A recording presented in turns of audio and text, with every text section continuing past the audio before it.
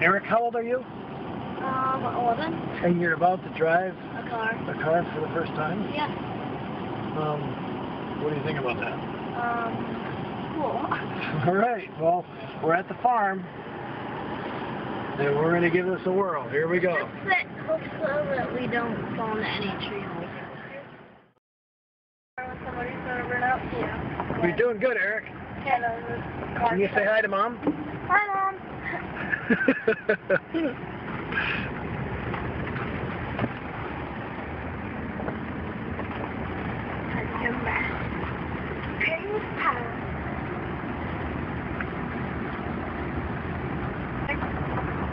You're doing great, Eric. Keep it up. How old are you again?